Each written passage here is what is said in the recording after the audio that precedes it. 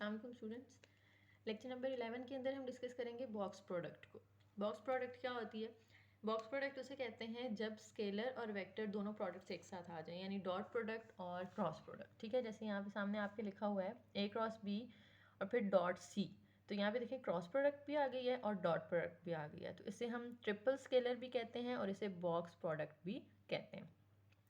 और ये इस तरह से लिखी हो, यानी ए और बी के दरमियान क्रॉस था ना, अगर ये बी और सी के दरमियान क्रॉस है और ए के साथ डॉट है, या ए और बी की क्रॉस है और सी के साथ डॉट है, या ए और सी की क्रॉस है और बी के साथ डॉट है, तो तीनों एक ही बात है, यानी आप तीनों को एक ही तरीके से ओपन करते हैं और उसका फॉर्मूला ये है। ठीक है, इन तीनों में से कुछ भी लिखा हो तो आपने ये एक ही फॉर्मूला यूज़ करना है, जिसमें फर्स्ट रो के अंदर A1 A2 A3 की वैल्यू आएगी, सेकंड के अंदर B1 B2 B3 की वैल्यू आएगी और थर्ड रो के अंदर C1 C2 C3 की वैल्यू आएगी। ठीक है, क्योंकि यहाँ पे 3 वेक्टर्स हैं ना, तो तीनों रोज के अंदर आपने बारी बारी पुट कर देना है। ठीक है, इसको ओपन करना तो हम सीख चुके हैं पिछले लेक्चर के अंदर एक एग्जाम्पल में। एग्जाम्पल देखें, वेक्टर ए गिवन है, बी गिवन है और सी गिवन है। तो कहते हैं वॉल्यूम फाइंड करें जिसका formula A dot B cross C है।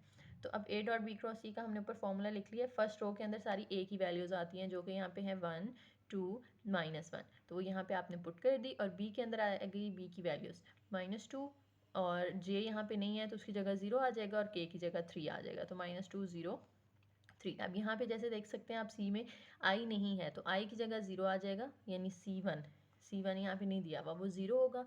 फिर जे और के की वैल्यू यानी 7 और -4। अब इसको ओपन उसी तरीके से आपने करना है, फर्स्ट रो से इसको एक्सपेंड कर लें। पहला एलिमेंट है लिखें वो 1 है, दूसरा एलिमेंट है वो -2। ठीक है, यहाँ पे माइनस क्यों आया? पहला हमेशा पॉजिटिव होता है, दूसरा नेगेटिव होता है, तीसरा पॉजिटिव होता है। ठीक है, तो ये फर्स्ट हमने पॉजिटिव लगाया, दूसरे के साथ माइनस लगा देंगे। तीसरा है -1, तो उस -1 के साथ हमने प्लस लगाना है। ठीक है, अब अंदर इनके वैल्यूज़ कैसे आएंगी? अब यहाँ पे फर्स्ट रो यानी जो 1 है, हम क्योंकि 1 को देख रहे हैं ना, तो 1 वाली रो और 1 वाला कॉलम छोड़ दें तो पीछे बचता है 0 3 7 -4, ये वो यहाँ पे लिख लिया। जब 2 की बारी आएगी तो 2 वाली रो और 2 का कॉलम ये छोड़ देंगे तो पीछे बचेगा -2 3 0 -4, वो लिख लिया। इसी तरह से जब -1 की बारी आएगी तो ये -1 वाली रो और उसका कॉलम ये आपने छोड़ देना है, तो पीछे -2 0 0 7 ये बचता है। ठीक है, अब इनको एक्सपेंड कर लें, डिटर्मिनेंट खोल लें। 1 as it is, cross multiply करना होता है, 0 को -4 से करेंगे 0 7 3 21, और दरमियान में हमेशा माइनस आता है। अब ये -2 और -2 -4 से होगा तो +8 और 0 3 से होगा तो 0। इसी तरह से प्लस माइनस -1 आ जाएगा, इंटू 7 2 -14 और 0 0 0। अब इनको ओपन करके सिंप्लीफाई कर लें, -21 1 -21, 8 2 -16 और माइनस माइनस ही हो जाएगा +14। प्लस माइनस करें तो आंसर आपके पास आ जाता है 23। अब यहाँ पे 23 माइनस में आया है। ठीक है, लेकिन हमने क्योंकि फाइंड वॉल्यूम करना था ना, तो वॉल्यूम जो है वो कभी नेगेटिव नहीं हो सकता, दैट इज़ ऑलवेज पॉजिटिव। तो हम माइनस को इग्नोर कर देंगे तो वॉल्यूम का आंसर सिर्फ +23 आ जाएगा। उसके बाद है gradient of scalar function. Gradient क्या होता है? ये थोड़ा सा नया टॉपिक है आपके लिए। सबसे पहले तो डेल ऑपरेटर, ये जो होता है ना ट्रायंगुलर शेप में, उसे हम कहते हैं डेल ऑपरेटर। और इसकी वैल्यू या इसका फॉर्मूला क्या होता है? Partial derivative of vector with respect to X, साथ में आई हैट लगाते हैं। Partial derivative with respect to Y, उसके साथ जे हैट लगाते हैं। और partial derivative with respect to Z और उसके साथ के लगाते हैं। ठीक है, हम इसको इस तरह से भी लिख सकते हैं। और पार्शियल डेरिवेटिव की हमने 2 नोटेशंस पढ़ी थी ना, एफ एक्स की फॉर्म में भी हम इसको लिख सकते हैं। तो हम यूँ भी लिख सकते हैं कि एफ एक्स वाई के ऊपर एफ एक्स की जो वैल्यू है उसके साथ आई आ जाएगा, प्लस फिर जे के साथ वाई का पार्शियल डेरिवेटिव है ना, तो हम यहाँ पे लिख देंगे एफ वाई एक्स वाई, उसके साथ जे आ जाएगा, प्लस इधर पार्शियल डेरिवेटिव है जी का, तो हम यहाँ पे लिख सकते हैं एफ जी पार्शियल डेरिवेटिव, और साथ में क्या आ जाएगा? के है, तो यहाँ पे साथ में के लगा देंगे। ठीक है, तो दोनों तरीके से आपको आना चाहिए कि इसको हम इस नोटेशन में भी लिख सकते हैं और इस नोटेशन में भी लिख सकते हैं। अब देख लें कि ये जो ऑपरेटर है इसे हम कहते हैं डेल ऑपरेटर, और जो फाई है, ठीक है, इस फाई के साथ अगर आप ग्रेडियंट फाई लिखते हैं ना, तो ये पूरा जो है इसे हम क्या कहते हैं? ग्रेडियंट कहते हैं। सिर्फ फाई को नहीं, ग्रेडियंट फाई। ठीक है, इसको हम क्या कहते हैं? ग्रेडियंट कहते हैं। ग्रेडियंट फाई जो है ये एक वेक्टर ऑपरेटर है, और जो डेल है ये भी एक वेक्टर क्वांटिटी है। तो ये भी एमसीक्यू के लिए आपको पता होना चाहिए, ग्रेडियंट फाई और डेल ये दोनों क्या हैं? वेक्टर क्वांटिटी है। ठीक है, अब ग्रेडियंट फाई का फॉर्मूला क्या होता है? डेल का तो हमने देख लिया, तो ग्रेडियंट फाई के अंदर क्या होता है? यही जो डेल का फॉर्मूला है वो लिख के साथ में आपने फाई लगा देना होता है। ठीक है। तो ये फॉर्मूला बन जाएगा ग्रेडियंट फाई का, यानी ग्रेडियंट फाई इक्वल हो सकता है ये, क्योंकि सारी डेल की वैल्यू है ना, तो इसकी जगह हम डेल ऑपरेटर लगा सकते हैं और साथ में फाई। तो ग्रेडियंट फाई इक्वल होता है del operator into phi. Phi जो है खुद तो स्केलर है, लेकिन जब वो डेल के साथ लगता है यानी ग्रेडियंट फाई है, तो वो एक वेक्टर क्वांटिटी है। उसके बाद बात आती है जी डायरेक्शनल डेरिवेटिव्स। डायरेक्शनल डेरिवेटिव्स किसे कहते हैं? पार्शियल डेरिवेटिव्स तो हमने पढ़े हैं ना। डायरेक्शनल डेरिवेटिव क्या होता है? डायरेक्शनल डेरिवेटिव अगर हम u का ले रहे हैं तो उससे du लिखेंगे, यानी डायरेक्शनल डेरिवेटिव ऑफ u, और फंक्शन जो है जो दिया होगा वो, और साथ में जो पॉइंट होगा एक्स वाई। अब इसका फॉर्मूला क्या होता है? Partial derivative of x multiply by u1 plus partial derivative of y multiply by u2। अब इसमें हमने fx और fy लिखा है ना, तो हम इसकी जगह वो delta over delta x, delta over delta y वो भी लिख सकते हैं, ठीक है। दोनों नोटेशंस आपको पता होनी चाहिए। अब u1 और u2 क्या है? u1 और u2 है इस वेक्टर u का, जब आप यूनिट वेक्टर लेते हैं ना, तो उसमें से i वाली वैल्यू u1 की जगह आती है, j वाली वैल्यू u2 की जगह आती है, ठीक है। Keep in mind that there are infinitely many directional derivatives of f of x y at x not y not for each possible direction of u, यानी u की जितनी डायरेक्शंस होंगी इधर आपका जो डायरेक्शनल डेरिवेटिव है उसकी उतनी ही ज़्यादा वैल्यूज़ हो सकती हैं, ठीक है। एग्जाम्पल करते हैं। डायरेक्शनल डेरिवेटिव फाइंड करें। एक फंक्शन गिवन है और पॉइंट भी गिवन है और साथ में आपको वेक्टर भी दिया हुआ है, यू की जगह पे एक वेक्टर दिया है ए। तो सबसे पहले तो देखिए हमें इस फॉर्मूला के अंदर क्या क्या चाहिए होता है। हमें एफ एक्स की वैल्यू चाहिए और एफ वाई की वैल्यू चाहिए। तो पहले हम एफ एक्स निकाल लेते हैं, यानी partial derivative with respect to x.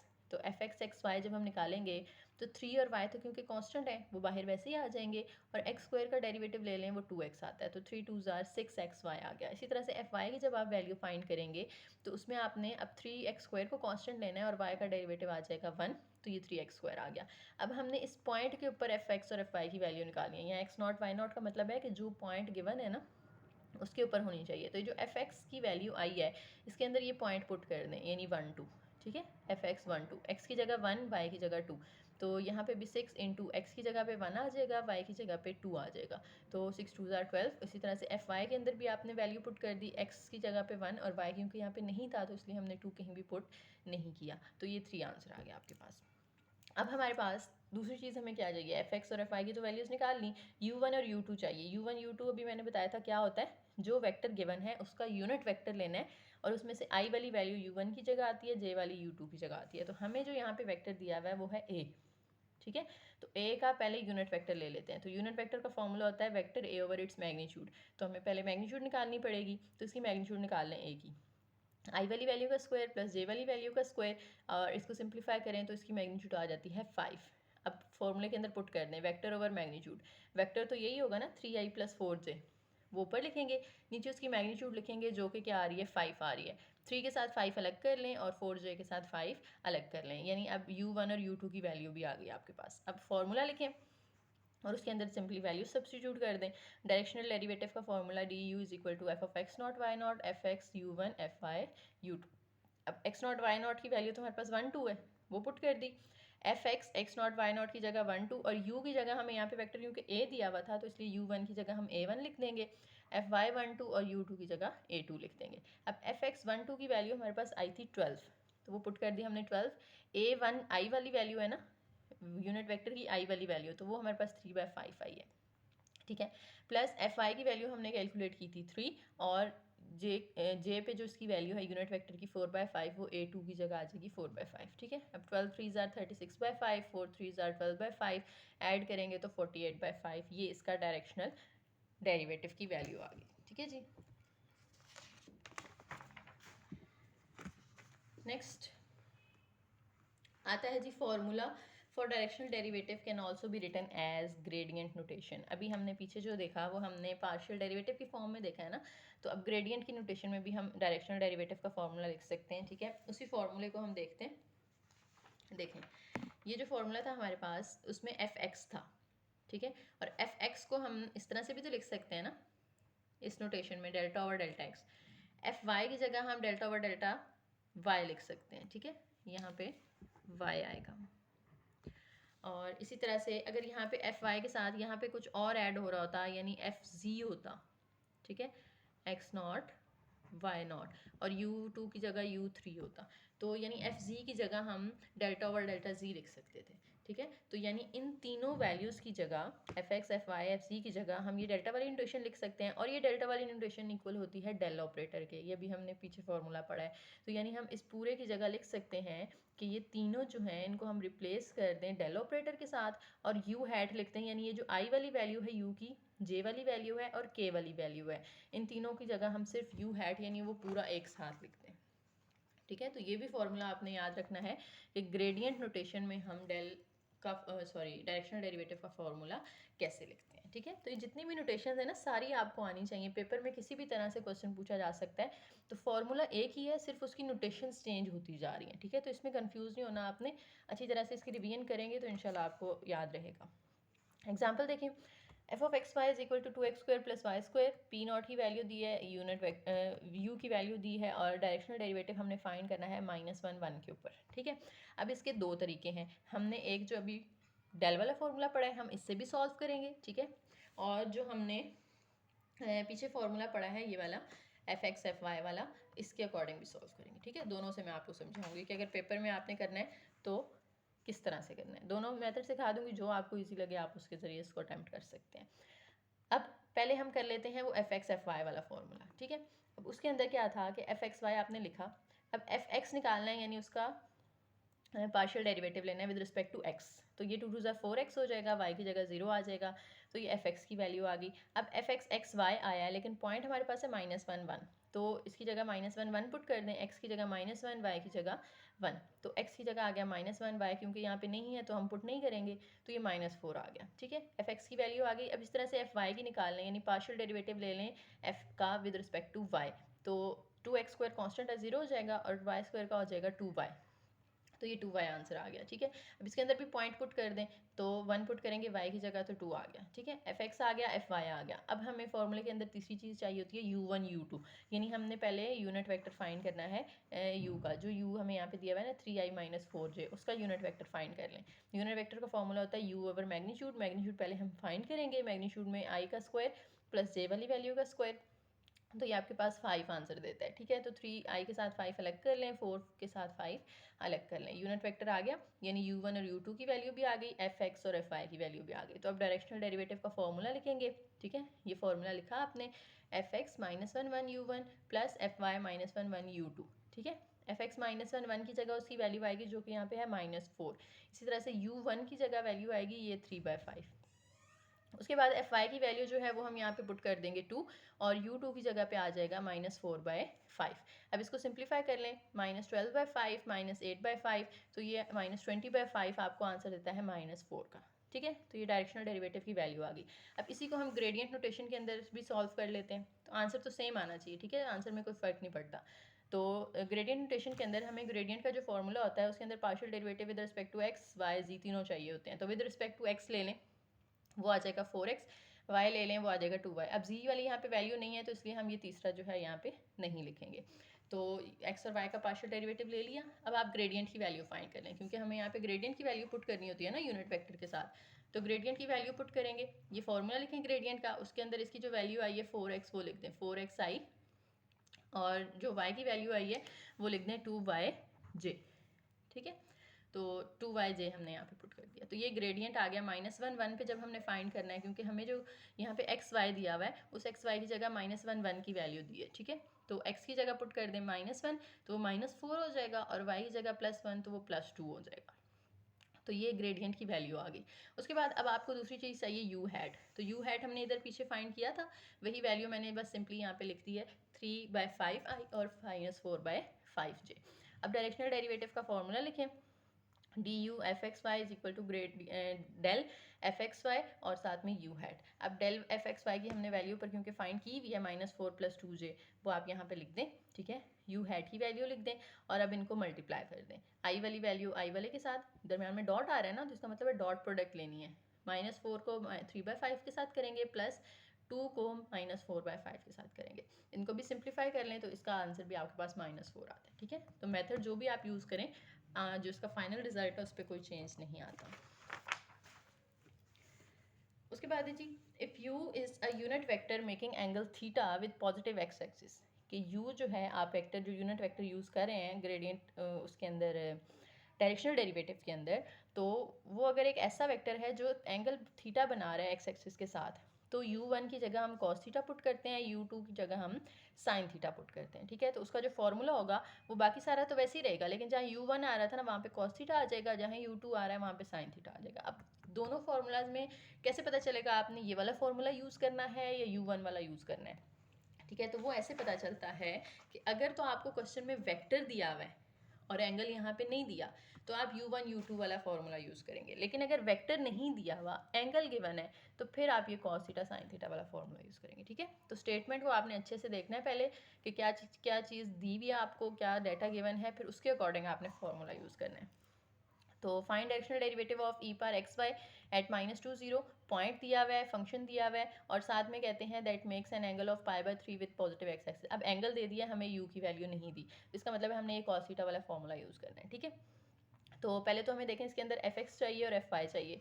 तो एफ एक्स पहले फाइंड कर लें। एफ एक्स फाइंड करेंगे तो ये फंक्शन ई पार एक्स वाई है, ई का derivative as it is, x y का अलग से लेंगे तो विद रिस्पेक्ट टू एक्स ले रहे हैं हम, तो एक्स की जगह 1 आ जाएगा, वाई कांस्टेंट है वो बाहर वैसे ही आ जाएगा। अब हमने -2 0 क्योंकि हमें पॉइंट दिया हुआ था तो वो हम यहाँ पे पुट कर देते हैं, तो x की जगह -2, y की जगह 0 और इस y की जगह भी 0, तो ओवरऑल आंसर आपके पास 0 हो जाएगा। इसी तरह से एफ वाई की वैल्यू अब निकालनी है, तो with respect to y differentiate करेंगे इसको, ई पार x Y as it is, और x क्योंकि यहाँ पे क्या है कांस्टेंट है वो वैसे ही बाहर आ जाएगा और y की जगह 1 आ जाएगा। अब x y की वैल्यूज पुट करें तो ई पार 0 जो है वो 1 हो जाएगी। किसी भी चीज़ की जब पावर 0 होती है ना तो वो हमेशा 1 के इक्वल होता है, तो 1 इंटू अब ये -2, ठीक है। तो ये आपके पास आंसर आ गया।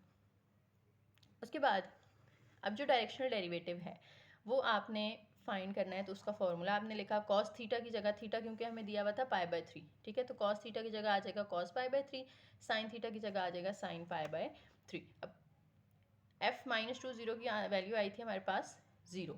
इसी तरह से ये जो हमारे पास वैल्यू थी ये क्या थी -2, ये -2 है ना, तो यहाँ भी -2 और यहाँ भी -2, ठीक है। तो इसकी जगह -2 पुट कर दिया, sin π/3 की वैल्यू √3/2 होती है। इसको सिंप्लीफाई कर लें तो आपके पास डायरेक्शनल डेरिवेटिव की वैल्यू आ जाएगी। नेक्स्ट देखें एग्जांपल, फंक्शन है और साथ में पॉइंट है और साथ में यूनिट वेक्टर है। अब यहाँ पे एंगल नहीं दिया, यूनिट वेक्टर दिया है, तो ये हम उसी फॉर्मूले से करेंगे जैसे हमने पिछली एग्जांपल की है, ठीक है। वही सारा मेथड है, तो दोबारा उसको देख लेते हैं। तो ग्रेडियंट वाले मेथड से कर लें या फिर आप इस मेथड से कर लें, ठीक है, दोनों से आप कर सकते हैं। तो ग्रेडियंट का फॉर्मूला यहाँ पे ओपन करके लिख दिया, डेल्टा की फॉर्म में भी लिख सकते हैं, एफ एक्स एफ वाई की फॉर्म में भी लिख सकते हैं। तो देखें जी, सबसे पहले हमें u जो लिखा हुआ था उसका हम यूनिट वेक्टर फाइंड कर लेते हैं। यूनिट वेक्टर इक्वल होता है u ओवर इट्स मैग्नीट्यूड, तो u आ गया ऊपर वेक्टर, नीचे उसकी मैग्नीट्यूड यानी 4 का स्क्वायर प्लस 3 का स्क्वायर, तो वो 5 आ जाता है।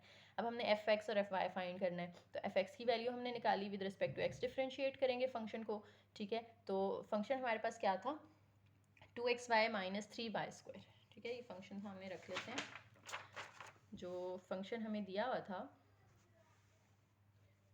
वो ये है 2xy माइनस 3y स्क्वायर। तो इसका विद रिस्पेक्ट टू एक्स जब हमने पार्शियल डेरिवेटिव लेना है तो वो आ जाएगा 2 एज इट इज़, ठीक है, x की जगह 1 और y भी एज इट इज़, और यहाँ पे जो y वाली वैल्यू है वो कांस्टेंट है तो वो 0 हो जाएगी। 2y with respect to x आ गया।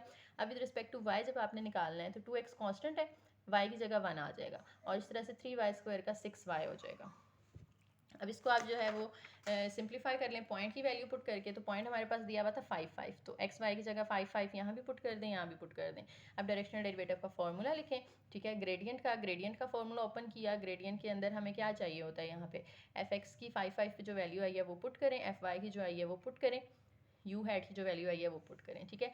अब डॉट प्रोडक्ट लेना है, आई वाली वैल्यू को आई से मल्टीप्लाई कर देंगे, 10 को 4/5 से, -20 को 3/5 से, सिंप्लीफाई करें तो डायरेक्शनल डेरिवेटिव आ गया 5 5 पे। नेक्स्ट एग्जांपल, अब इसके अंदर भी डायरेक्शनल डेरिवेटिव हमने फाइंड करना है एफ एक्स का, एक्स वाई ई पार Y minus cos x Y at the point 2 0 in the direction of A, ठीक है। अब आपको यहाँ पे उन्होंने वो नहीं दिया, एंगल नहीं दिया, वेक्टर दिया है, ठीक है। तो हमने यू हैट वाला फॉर्मूला यूज़ करना है। पहले एफ एक्स फाइंड करेंगे। एफ एक्स फाइंड करने के लिए जो फंक्शन है एक्स, इसकी जगह 1, वाई वाला constant as it is, minus cos x y का आ जाएगा साइन एक्स वाई, और कॉज के बगैर सिर्फ एक्स वाई का जब आप डेरिवेटिव लेंगे तो एक्स की जगह 1 और वाई एज इट इज़, तो ये आपके पास आंसर आ गया एफ एक्स का। इस तरह से एफ वाई निकाल लें। एफ वाई निकालने के लिए एक्स तो कांस्टेंट है, बाहर आएगा, ई पर वाई का डेरिवेटिव लेंगे, ई पर वाई आएगा, वाई का अलग से लेंगे तो 1 आएगा, minus cos x y, cos का डेरिवेटिव होता है साइन एक्स वाई आ गया। अब कॉस के बगैर सिर्फ एक्स वाई का लेना है, तो एक्स की जगह तो एक्स कांस्टेंट है वो बाहर आ जाएगा, वाई की जगह आप 1 लगा देंगे, ठीक है। अब पॉइंट हमें दिया हुआ था 2 0, तो एफ एक्स के अंदर भी 2 0 पुट कर दें, एफ वाई के अंदर भी 2 0 पुट कर दें, ई पार वाई है, ठीक है, तो ई पार यहाँ पे 0 आ जाएगा क्योंकि वाई की वैल्यू 0 है, माइनस इस वाई की जगह 0 तो ये पूरी वैल्यू ही 0 हो गई, ठीक है। तो ई पार 0 हमेशा 1 होता है, ये 1 आ गया एफ एक्स। इसी तरह से एफ वाई निकालने के लिए भी जहाँ एक्स है वहाँ आपने 2 पुट करना है, जहाँ वाई है वहाँ 0 पुट करना है, तो ये सिंप्लीफाई करके आंसर 2 आ जाता है। एफ एक्स एफ वाई हमने निकाल लिया। अब हमने फाइंड करनी है वैल्यू ग्रेडियंट की, तो ग्रेडियंट की हमने value f x f y i hat j hat ये हमने वैल्यूज पुट की जो एफ एक्स और एफ वाई की आई थी, तो ये ग्रेडियंट आपके पास डेल ऑपरेटर का आंसर आ गया। अब हमें साथ में डेल ऑपरेटर के साथ यू भी चाहिए होता है, तो यू क्या है यहाँ पे यूनिट वेक्टर है, तो यूनिट वेक्टर हमें ए की फॉर्म में दिया है, ए का यूनिट वेक्टर फाइंड करेंगे, ठीक है, काफ़ी दफ़ा हम पहले फाइंड कर चुके हैं। अब जो दोनों की वैल्यूज़ आई हैं पुट करें, डॉट प्रोडक्ट लें, ठीक है, आई को आई के साथ, जे को जे के साथ मल्टीप्लाई करें, तो ये सिंप्लीफाई करके आंसर आ गया, ठीक है। उसके बाद है जी प्रॉपर्टीज़ ऑफ डायरेक्शनल डेरिवेटिव्स, के डायरेक्शनल डेरिवेटिव्स की कुछ प्रॉपर्टीज़ हैं यहाँ पे वो डिस्कस कर लेते हैं हम। डायरेक्शनल डेरिवेटिव्स को हम इस तरह भी लिख सकते हैं और इस तरह भी लिख सकते हैं, क्योंकि यू हैड तो हमने पढ़ा है ना कॉस थीटा के इक्वल होता है। अब एफ जो है वो मोस्ट रैपिडली इंक्रीज कर रहा होता है in direction of del f अगर कॉस थीटा 1 हो, ठीक है, ये एमसीक्यू के लिए आपने याद रखना है। एफ जो है वो मोस्ट रैपिडली इंक्रीज कब करता है, अगर कॉस थीटा इक्वल टू 1 हो, और कॉस थीटा 1 कब होता है, जब थीटा 0 होगा, क्योंकि कॉस 0 1 होता है। इसी तरह से एफ जो है वो मोस्ट रैपिडली डिक्रीज कब करता है, जब कॉस थीटा इक्वल टू -1 हो, और वो -1 कब आता है, जब कॉस के साथ 180 यानी पाया आ रहा हो, ठीक है, तो वो माइनस में आएगा तो वो डिक्रीज करेगा। इसी तरह से जो वो है डायरेक्शनल डेरिवेटिव, वो 0 कब होता है, 0 तब होता है जब इनके दरमियान एंगल जो है वो π/2 यानी 90 डिग्री हो, यानी कॉस थीटा 0 होगा तो ऑब्वियस सी बात है कि वो पूरा आंसर 0 हो जाएगा, और कॉस 0 कब आता है, जब थीटा 90 होता है, ठीक है। तो ये 3 पॉइंट्स आपने याद रखने हैं। उसके बाद फंक्शन दिया हुआ है और कहते हैं कि इसकी डायरेक्शन फाइंड करें रैपिड चेंज की, यानी यू हैड फाइंड करें, ठीक है। तो रैपिड चेंज फाइंड करने के लिए हमें एक तो डेल चाहिए होता है, एक यू हैड चाहिए होता है।